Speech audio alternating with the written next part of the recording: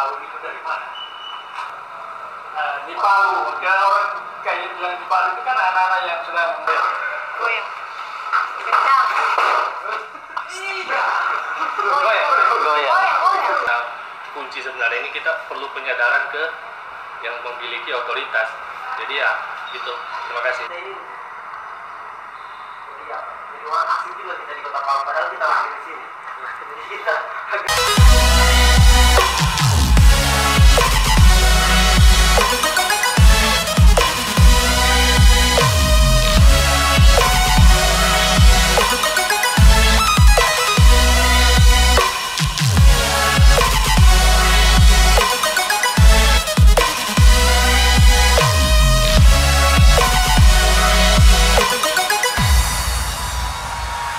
Hai, Assalamualaikum warahmatullahi wabarakatuh dan selamat beraktivitas bagi Sobat Abrah dimanapun berada. Seberapa kenalkah kamu dengan Kota Palu? Tahukah kamu usia Kota Palu sebenarnya?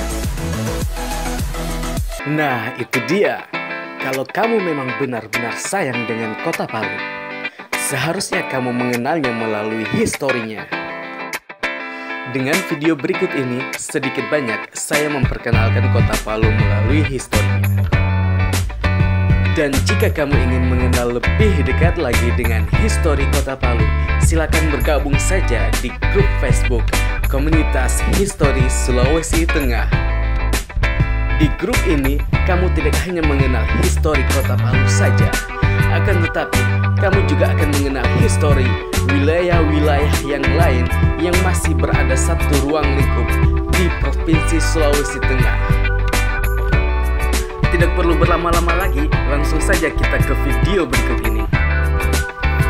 Video ini merupakan salah satu kegiatan saya di tahun 2018, tepatnya pada tanggal 28 September 2018. Di video ini, saya tengah berdiskusi tentang usia Kota Palu bersama tim Komunitas Histori Sulawesi Tengah di kantor dinas kearsipan Kota Palu. So, sebelum berlanjut ke video utama, jangan lupa subscribe dulu YouTube channel ini ya, Sobat Abrah. tapi di sejumlah dokumen perjanjian menyebut Palu dengan sebutan Palos atau lengkapnya Pos Pan Palos, Kerajaan Palu. Oke, next. Nah, lalu sebagai sebuah entitas tradisional, namanya digunakan oleh Buen Gali untuk menamakan wilayah kepemimpinannya. Buen Gali bermukim di daerah Pandapa, yang saat itu merupakan salah satu anggota Palu yang terdiri dari Pandapa, Tatanga, Enggapango, dan Loli, yang kemudian menjadi turunnya. Dalam sesi Kerajaan Palu disusun oleh Habis Silemba, yang ini itu ada satu segmen ini disebut wilayah Palu dulunya bernama Bambang Parum. Kalau di artikel secara dia Bambang Parum ini, Palu adalah pintu pertemuan bagi sejumlah entitas yang dapat disebut Palu sebagai kawasan migran. Merujuk di nama yang disebutkan Buen tadi, asumsi nama Palu berasal dari Pulau Batu Palu, seperti disebutkan di asal tadi. Karena daerah asal Pulau Batu Palu ini juga merupakan daerah asal di mana Buen ini berasal. Nah, untuk yang pendapat selanjutnya, kalau secara pasti belum dapat dilacak. Namun jika merujuk pada pendapat putih lainan bahwa Dato' Karang datang ke Lembah Palu sekitar 1605, maka dapat diperkirakan penggunaan nama Palu ini sudah digunakan sejak 1600-an awal atau bahkan 1500-an akhir. Sedangkan beliau sendiri dalam Panposo Narpadigi Sigian Lindung menyebutkan Palu pada akhir 1800-an sebagai wilayah lawan penjahat dan memberontak.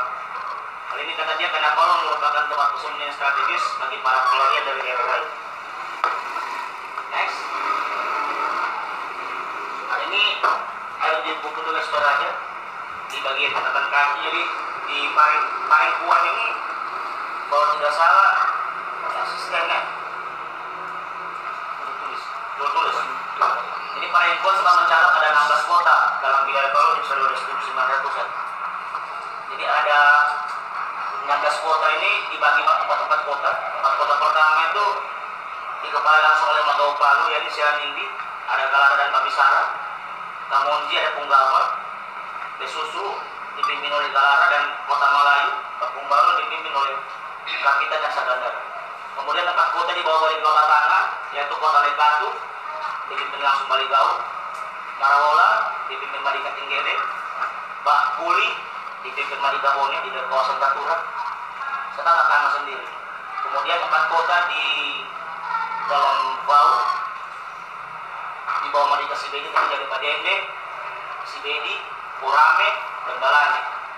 Kemudian 4 kota di kawasan Kopotara di bawah Yundi Simalika Boboya tadi dari Kawatuna yang dipimpin Toto Nongada, dan namun ini sama Laswane dipimpin Malika Laswane, dan Boboya dipimpin oleh Malika Boboya. Selain 16 kota ini ada beberapa wilayah dan Bagawa Palu tidak masuk dalam batasan kota ini dan dipimpin oleh Malika sendiri seperti Talisi, Ruyu, Beka, Dolu, dan Mugolo. Adapun urut-urutan pengambil keputusannya dimulai dari paling bawah Toto Nongada, kemudian Malika, Kepala Kota, Tatanggota, Malika Malolo atau Malika Matua, serta Magau, dan pengambilan keputusan ini dari Tatanggota, Palu, dan Tatang. Next.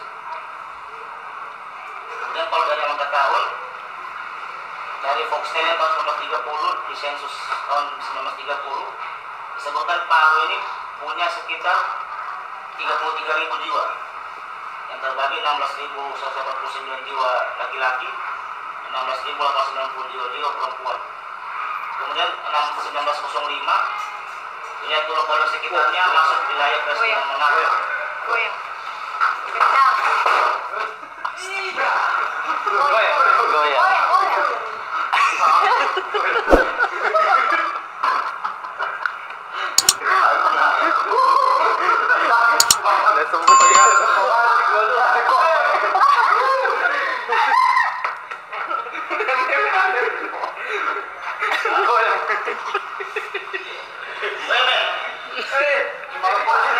Kencang tadi.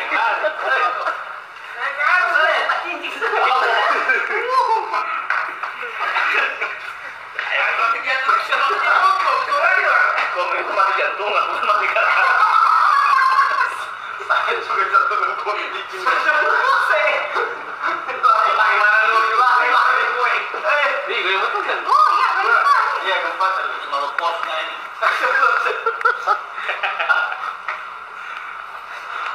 Lanjut.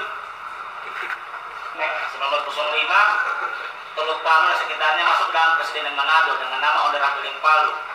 Wilayah itu Sokap Raja Palu, Sigi Dolo, dan Fulawi. Kemudian yang lembaga negara nomor 74 tahun 1904 disebutkan Order Rakeling Palu di Order Rakeling Palu ditempatkan seorang sipil gubernur atau penguasa kota dengan gaji 25 bulan per bulan. Ini berlangsung sampai tahun 1924. Kencang tadi. Kencangnya ini. 5,9 tadi. 6,1. Oh, yang sekarang. Yang sekarang. Lebih kencang lagi. Pusatnya itu yang tadi mungkin. Barat laut. Donggala.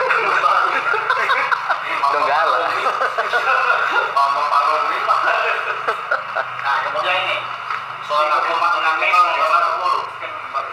64 Mei yang dibacakan pimpinan BKR dan juga Raja Palu jadi dasar di lapangan Hombo menandai pembubaran kerajaan pada integrasi dan negari. Menurut Haryadi, Palu baru mulai menjadi kota pada periode 1960-an, di mana Palu mulai sentuh sistem kekuasaan NKRI setelah sebelumnya memiliki kedaulatan sendiri. Palu saat itu menurut Haryadi merupakan tujuan migran, tidak dari jumlah penduduk yang didominasi wanita dari para laki-laki hingga 1960-an.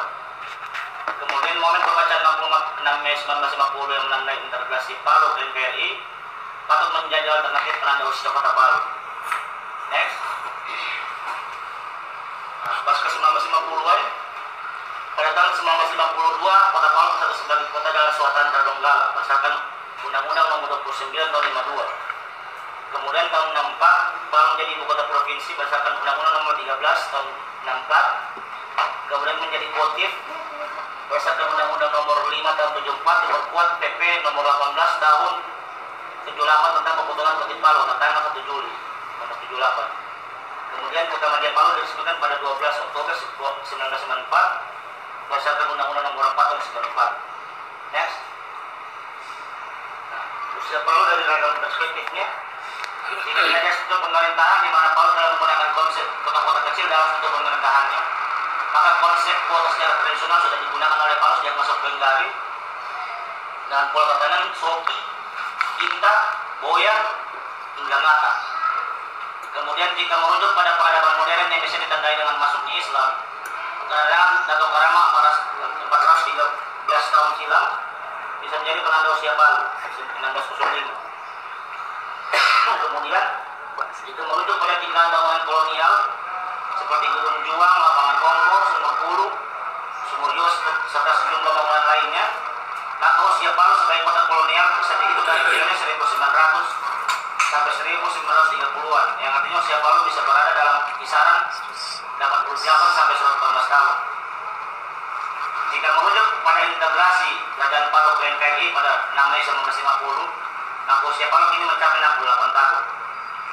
Terakhir, jika merujuk pada cap Kerajaan Palu dipakai oleh Macaulay Jokodi untuk menandatangani perjanjian dengan pihak kolonial tahun 1888 dan 1904, berarti usia Palu ini berada pada kisaran 114 sampai 130 tahun. Next. Saya kira.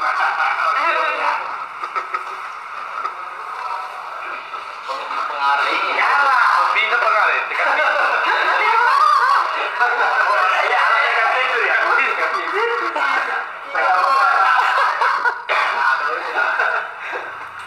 Terima kasih buat Kak Jeffy sudah memaparkan sedikit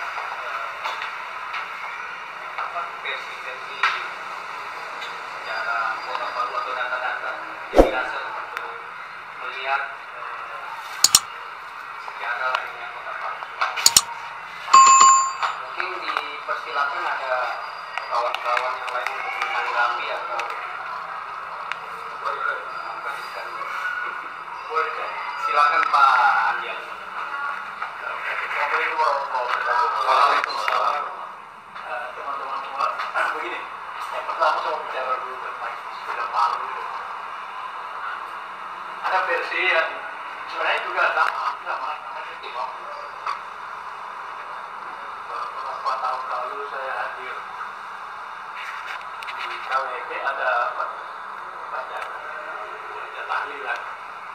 Masih hidup waktu itu HMS memang dengan semangat selesai tahlilan sudah tinggal bicara kekeluargaan. Saya coba membuka diskusi menanyakan kata Palu itu dari mana. Versi mereka begini, sama bambu, cuma dibilang dulu itu ada bambu kecil itu sampai pegatnya jadinya besar seperti jari. Bambu itu dia tidak tumbuh ke atas, tapi dia tumbuh merayap. Kalau itu dia tidak dapatkan anak-anak yang merayap itu istilahnya kan di Palu. Nah, itu yang kemudian asal muasal kata Palu. Memang dari bambu itu bambu, tapi bambu itu dia bilang dulu banyak tumbuh di sekitar di Besur itu bilang. Tapi sekarang sepertinya tidak ada lagi. Jadi dia tidak tumbuh ke atas, tapi dia tumbuh merayap. Merayap ke sana. Kalau bikin dia coba bayangkanlah biro. Seperti biro. Tapi biro kan ada kan? Ini dia bilang. Bambu itu. Kan dia bilang dari situ istilah di Palu. Kalau orang kayak bilang di Palu itu kan anak-anak yang sedang merayap. Dari situ juga. Kamu seperti dua orang tua ini. Kan saya konfirmasi ke berdua, dia bilang sama versinya. Kemudian sini ada di KPK Palu. Ini sebenarnya kalau saya ingat, kalau saya tidak keliru ini dari Pak Dulada. Palu angkat. Dan angkat kalau ada. Berbuang sebagian si perang. Ibu ada. Kalau masalah ada, ya Pak Dulada punya tanah perang. Tanah yang terangkat. Dan itu yang dia temukan berdasarkan cerita turun dan kedatangan Dato Karama yang di Sorgo dan sana. Apa istilahnya dulu? Itu yang saya ingat, saya pernah baca itu tulisan Prof. Di anu dulu, ada dulu terbitan apa? Undan, saya dulu waktu beliau jadi repres. Palu. Itu di situ dia tulis. Pokoknya tiap kali terbit itu pasti ada tulisan itu. Tentang suasana, tentang Palu, Kuat, segala macam itu. Kemudian saya hadir juga seminar gitu. Ada Pak Rusito ada yang tampil Pak Jago Tangsi, sama ingat sih. Sehingga saya tidak tahu apa ada di tulisannya. Cuma mereka waktu itu mengusulkan kedatangan Dato' Karama. Tapi banyak protes waktu itu karena mereka cuma bilang begini, janganlah kita terlalu melupakan sesuatu yang sudah ada di sudah. Bayangkan kalau orang buat sudah melihat usia Palu ini sudah 500 tahun kok masih begini. Maksudnya apa itu kan? Ada yang bantu, bisa yang masuk adalah ya jauh salah terlalu tua. Kalau kita tua-tuakan sesuatu yang muda, itu resikonya begitu. Orang nanti akan celah gitu. Usianya sudah, banyak tahun anaknya 1600, berarti sekitar 500 tahun lalu. Kalau itu yang kita jadikan patokan berarti. Waktu itu seminar tempat betul, terbentuk kalau salah. 90 ya. 95. Saya hadir, saya masih ingat, saya hadir dengan dengar saya begitu. Jadi gitu ceritanya. Dia bilang, ada kalau kita tanggapi waktu itu, jangan kita menularkan sesuatu yang sebenarnya masih muda. Karena itu logika dia itu sederhana. Kan kalau ada orang belum di Palu ini, tahu sudah 500 tahun usianya Palu, masih begini. Nah, itu yang diarunya. Tapi maksudnya itu saya pendapat kayak mungkin untuk Palu dengan tahun apa kedatangan atau tahun itu kalau memang ada nanti usulan, nggak usah terlalu jauh.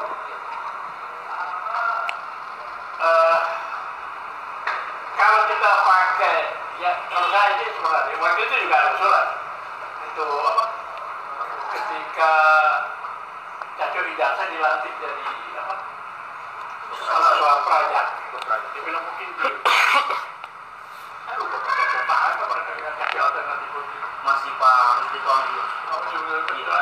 ada berapa alternatif dia? itu yang saya pikir agak sedikit mending lah ya karena itu menandakan juga kita beralih dari sistem monarki kerajaan ke negara Republik Indonesia, negara kesatuan ini. Itu tanggal 5 Mei ya? 6 Mei. Mungkin itu bisa diusulkan sebagai hari jadi. Ada satu hal juga kapan jadi suatu wilayah. Selama ini selalu kita merujuk pada kapan seseorang itu dilantik.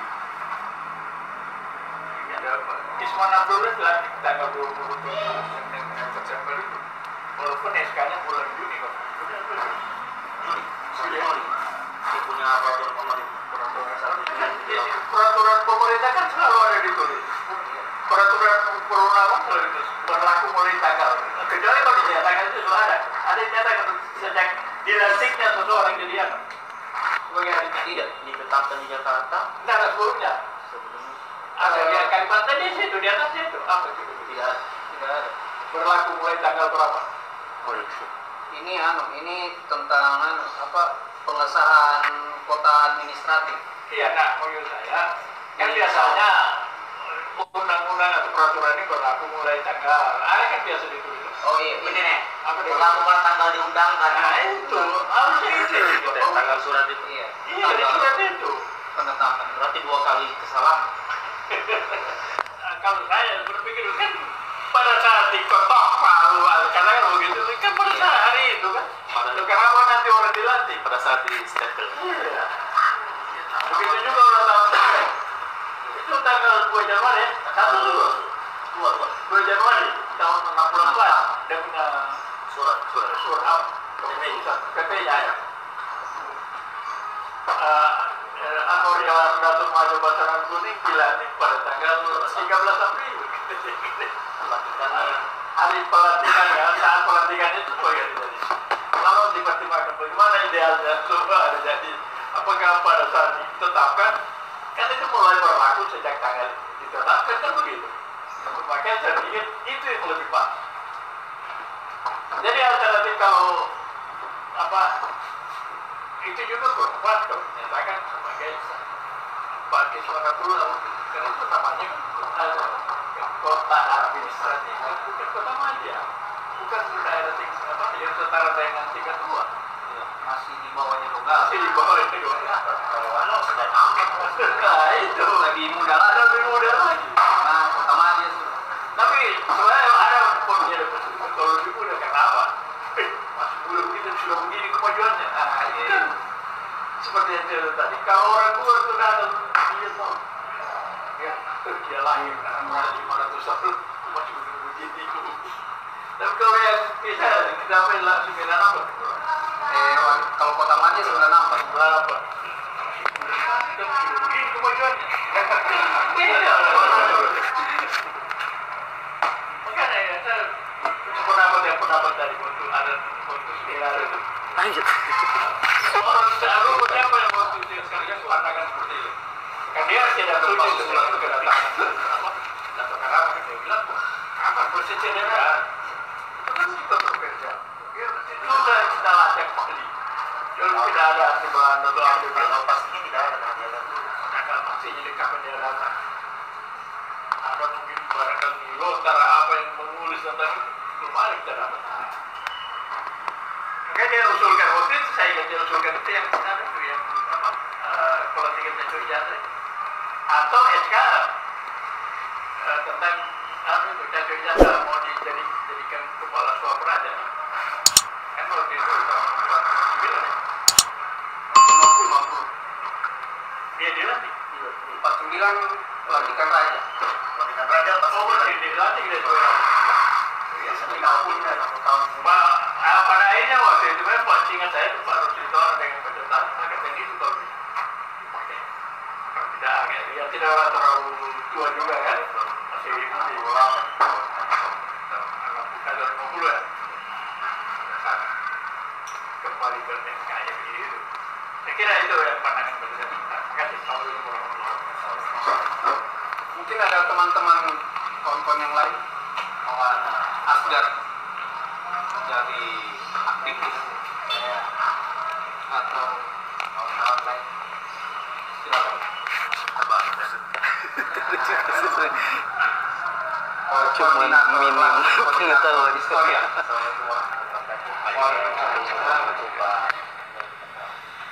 Saja memberi pandangan lain kalau kita merujuk ke kota-kota yang besar di Indonesia, misalnya itu kan seperti Bandung itu hari lahirnya kalau tidak salah pada saat dia bukan jalan air teman-teman. Poinnya situ bahwa dia melihat dari sejarah. Yang kedua, ketika Makassar dikumandangkan azan pertama di Goa kalau ya, jadi itu momen juga ketika suatu kota dilihat dari historis pertama, dan masih banyak sebenarnya kota yang dilihat dari historis. Salah kaprahnya kita di sini, kita selalu melihat dari administrasi. Bedanya apa? Kalau kita melihat dari administrasi itu menurut pandangan saya, maka kita secara otomatis akan mereduksi sejarah sebelumnya. Walaupun itu dibenarkan juga sebenarnya sesuai dengan ekonomi rapat tadi, tidak ada salahnya. Tapi seperti kita lihat sekarang ini di Kota Palu, justru pertanyaannya bukan dengan umur segitu, pembangunannya segini, tapi tidak. Yang menjadi pertanyaan, apakah benar kota ini berumur 40? Padahal kalau yang dibuktikan Jeffrey tadi melalui buku-buku, itu kan jauh sebelumnya. Bahkan Valentine dan Modar itu di 17 sekian itu sudah mengatakan ada Parlo, ada Dunggali, ada Travaili. Poinnya sebenarnya bahwa kita tidak berani untuk melihat kota ini dari secara historis, tapi kita mengembangkan pola pikir kita secara administratif. Saya berpikir sebenarnya kalau untuk mengambil momen melihat dari historis, maka saya bersepakat, mungkin KST bersepakat juga bahwa sebaiknya memang tanggal 6 Mei 1950, karena secara waktu dan jujur sebenarnya di situ sudah terbentuk Palu memenuhi syarat sebagai sebuah kota, karena dia keluar dari negara bonekanya Palu dengan Republik Indonesia Serikatnya, dan dia bergabung ke dalam NKRI. Di situ kita harus juga menyertakan patriotisme seorang Teguh Jasa di situ sebenarnya, karena ketika 1 tahun sebelumnya dia dilantik sebagai raja, dan 1 tahun di 6 Mei itu dia melepaskan segala kekuasaan sebagai raja. Dalam tanda kutip, dia bermetamorfosis menjadi raja, dan menurut Pak Andel Jenderal tadi, dia tidak secara begitu saja melepas kekuasaannya, tetapi merubah rajanya itu menjadi kepala raja.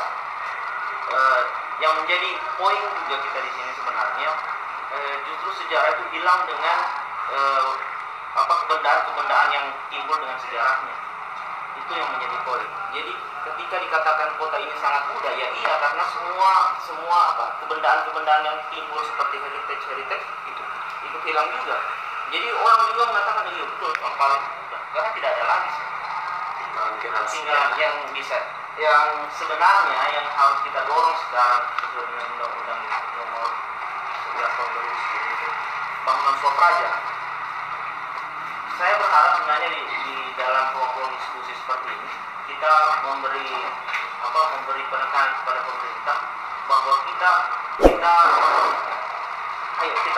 melihat sejarah di 6 Mei itu 6 Mei 1950 dengan bukti kebendaan yang ada sekarang, karena masih tersisa kan di Jalan Patimura itu yang kantor swapraja itu, dan BPJB juga sudah berapa kali termasuk dalam buku ini sudah karena saya itu langkah yang bagus kalau kita jadikan rujukan atau berbicara luas kepada pemerintah kota.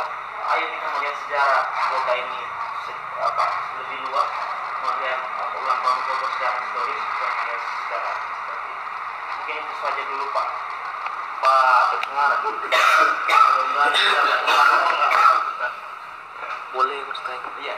Oke, terima kasih Kak Anto dari Historia. Beliau juga koordinator di Historia.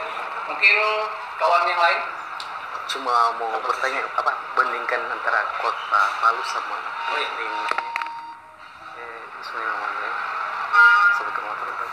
kalau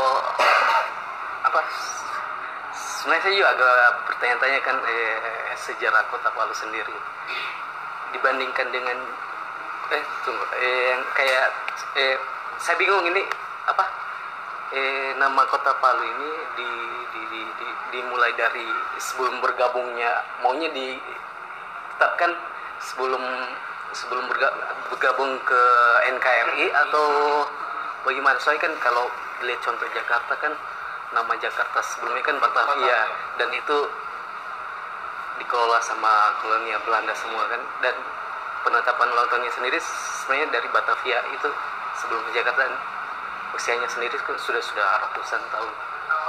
Gimana dengan saya agak kurang yang dimaksud itu ketika sebelum Palu itu mungkin ada nama lain sebelum Palu itu, kenapa ketika di era mana nama Palu itu berubah menjadi Palu?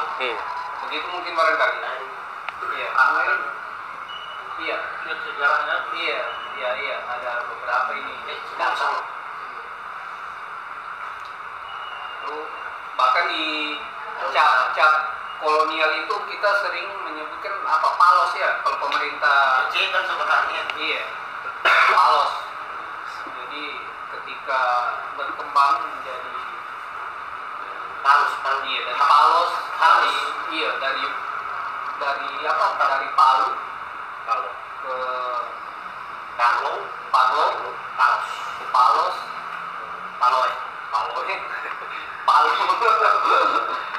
ya, ada perubahan signifikan seperti Batavia kecuali ini awalnya diverifikasi juga sumber Silakan. Assalamualaikum warahmatullahi wabarakatuh. Waalaikumsalam. Nah, ini agak yang menarik kalau kita bandingkan dengan beberapa daerah lain di Indonesia. Meskipun ada istilahnya tanda kutip kebebasan untuk memilih momen menjadikan hari ulang tahun atau patokan hari ulang tahun suatu kota, tapi yang saya lihat dari beberapa yang lain kayak Jakarta, Bandung, Makassar, semua berasal dari peristiwa historis, peristiwa sejarah. Beda dengan Palu. Kalau Palu kita landasannya peristiwa formal atau administratif. Nah, ini yang mesti sedikit kita pikirkan.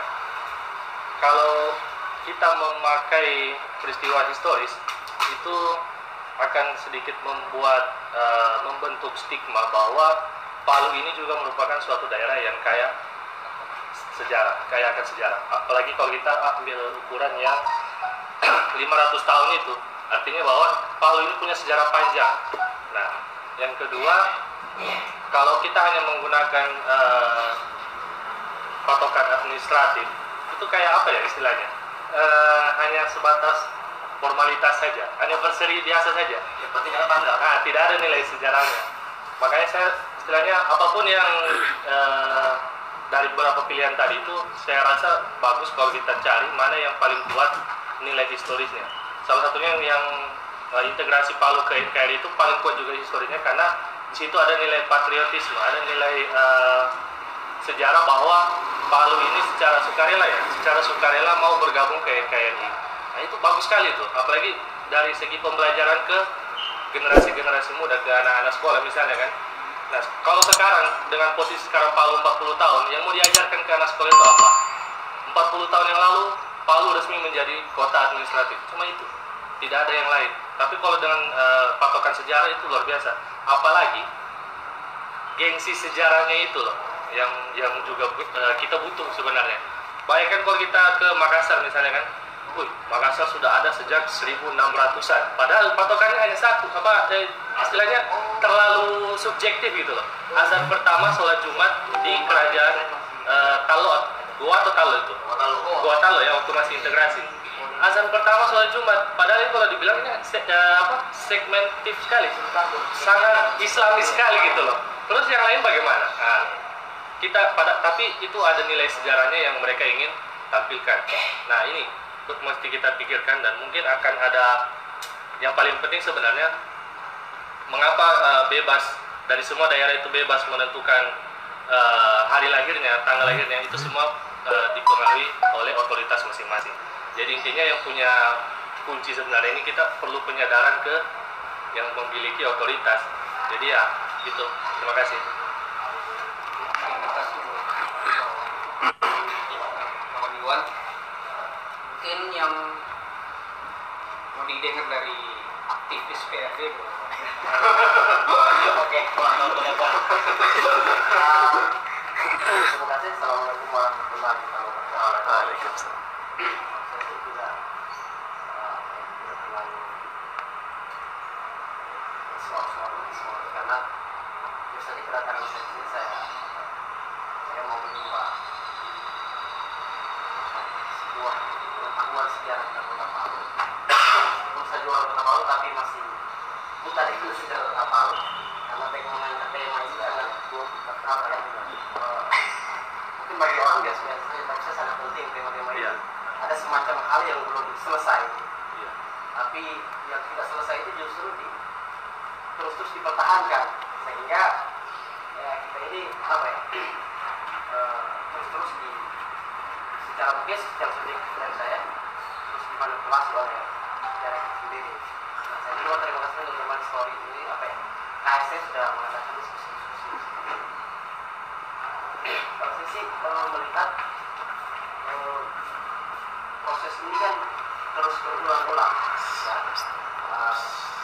Sudah 40 tahun Kota Palu. Saya juga masih bingung, ada kaitan dengan kawan saya bahwa sebenarnya yang lebih bisa mewakili ini adalah pemerintahan otoritas itu sendiri. Apakah selama ini yang dasar dari pemerintah setempat atau tidak pernah membuka ruang komunikasi secara terbuka, diskusi seperti ini yang melibatkan mereka.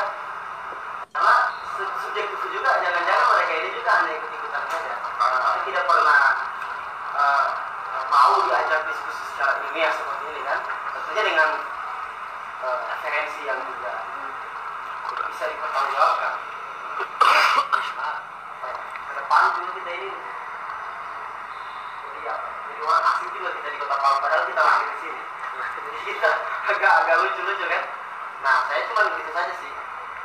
Sejauh ini sebenarnya teman-teman kita SP sudah berapa besar gitu, seberapa getol sudah menyerang ini, atau bahkan memodai secara seminar atau diskusi terbuka. Saya cuma gitu saja sih. Kalau seperti ya teman-teman, saya mengambil banyak saya sebagai kawan-kawan semua di KSP. Mungkin hanya itu sementara, Pak Moderator. Oke, terima kasih buat kawan Asman. Ya. Dari kawan Jack, dari pemantik. Ya, terima kasih. Kalau saya ini saat tanggal 12 Desember 1994 penandatanganan Jokowi ya. 5 Desember 1904.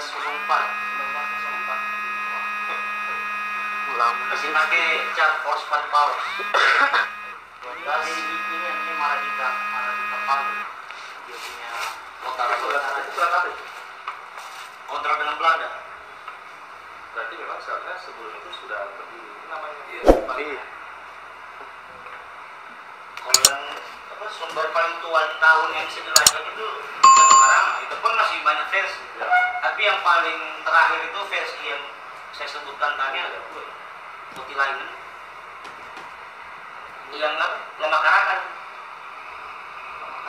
Palu juga dia bilang 18 tahun. Kalau surat yang Lama Karakan dengan kolonial tadi, kalau tidak ada istilahnya kesepakatan perubahan nama, berarti namanya bisa ada tiga aja.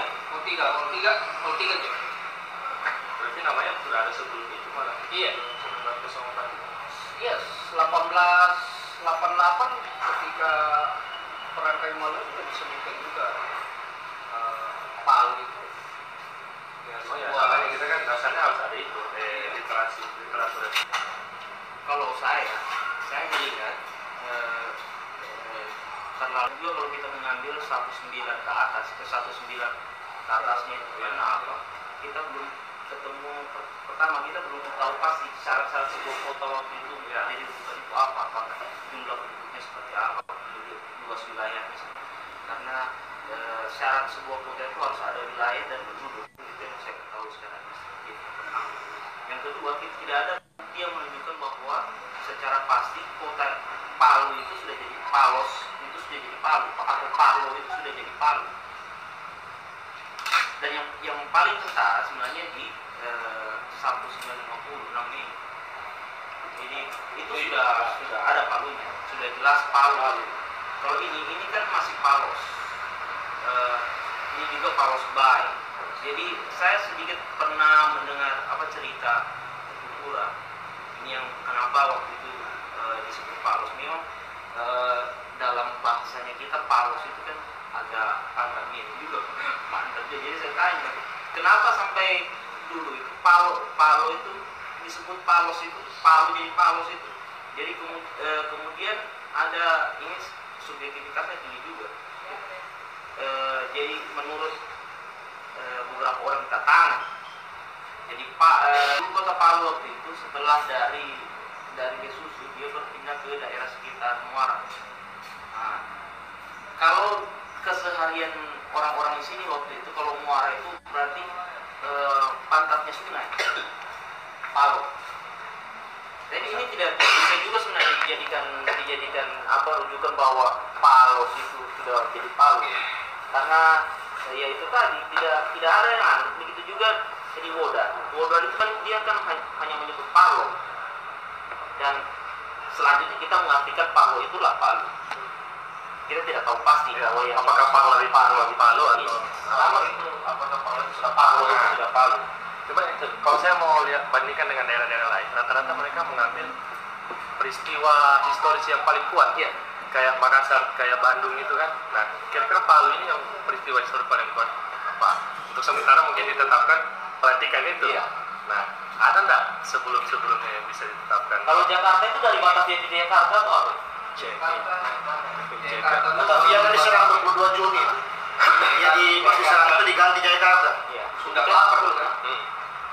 Jadi ada landasan anehnya juga. Iya, landasan Iya. sejarah yang kuat Iya. itu dari sebuah daerah. Kayaknya saya lebih Kalau dipikirkan kayak Makassar itu remeh sekali, azan.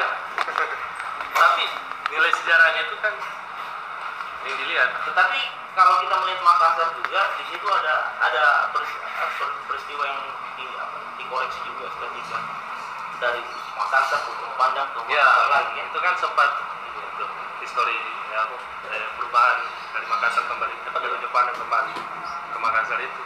Mereka mempertahankan sejarahnya. Pasti sebenarnya mereka sudah sejarahnya sudah enak, masyarakatnya sudah. Ya, Tetapi yang saya paham juga sekarang bahwa kejadian-kejadian sejarah itu berhubungan dengan dinasti-dinasti tertentu di sini. Kenapa besar dugaan saya? Kenapa waktu itu diambil tanggal 27 September itu? Karena ada sosok juga nama besar juga di situ yang ya, sejarah. jadi otomatis dia akan selama kota ini masih tanggal itu dan dirayakan tanggal itu melekat juga dinastinya walaupun dia sudah tidak lain. Kalau anu sendiri, Palu sendiri diambil dari bahasa Belanda atau dari daerah? Kalau partai, kalau menurut Pak Anjaran Jenderal, saya lebih sepakat dengan Pak. Ya, bagusnya sih Palu. kalau mau berdasarkan nilai sejarah yang kuat itu harusnya diintegrasi Palu ke NKRI itu. Ya, nilai patriotisnya. Yang repot itu sebelum itu ini ada naskah itu Iya. tapi Datuk Karamat Iya, ya 500 tahun. Nggak bisa jadi tempat kota itu lah. Belum lagi kok kerja tentang dia. Coba ini mesti dibuktikan juga kan. Dulu 1854. Nama Karat. Menandatangannya Tapi Paus gitu. 1854. Paus. Paus. Tapi mesti dibuktikan juga istilah-istilah itu memang betul Palu yang dimaksud. ya kayak Palu Memang kalau dianalisa sudah itu sebenarnya. Cuma ya Kalau sebaik kan Teluk Palu. lah perkara dong berbeda. Ini betul lagi. 1854.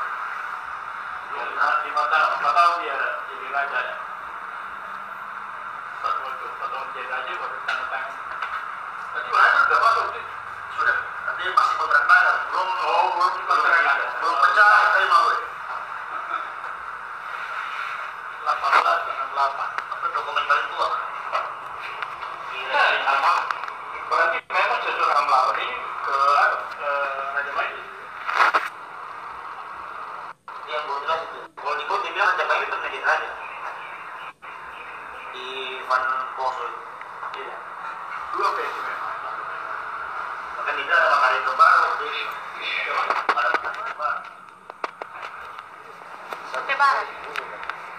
Karena ini kan 88 kan. Oke barat. Contoh sudah jadi Sendiri tua ya. Pantai Barat. Tunggal apa ini? Ini tunggal ya? Dari Dalaka sampai Juli. sekitar situ. Saya sudah bilang ada yang sudah pasti barat. tanda tangan harus. Ya. Padahal ada juga. Rawa 97 di sini. Oh. Nurudin. Nama Karat. Rudin cocok kan. Tawai. Oh, tapi Nurudin ke Salemba. Nah, yang mesti dipikirkan bagaimana mekanisme perubahan ini. Karena ini sudah 40 tahun berlaku. Kota ini mau tidak mau rubah. ya udah. cukup ke untuk IPR ya. Ada revisi. Mesti ada revisi panjang. Bisa terbuka kalau begitu mas secara Bisa sekali. Tergantung kalau kira argumentasinya kuat. Tergantung otoritasnya mau nggak Nah, terbuka jadi itu. Makassar tidak bisa dirubah. Makassar jadi Sudut pandang itu. Makassar. Itu nama loh, nama bukan ulang tahun. Walaupun kode pesawatnya masih UPG. Bisa dirubah. Internasional. kita PLW itu di Parlo. Saya jangan Ada memang kan pelawak.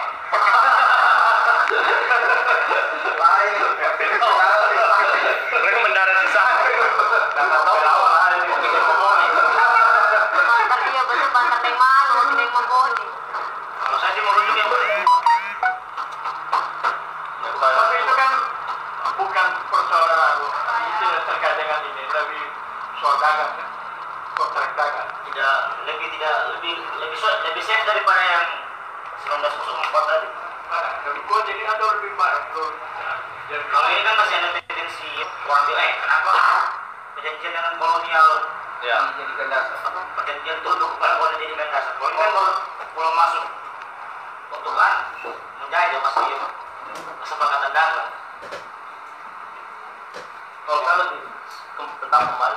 Terima kasih atas perhatiannya Sobat Abrah dan jangan lupa subscribe YouTube channel ini.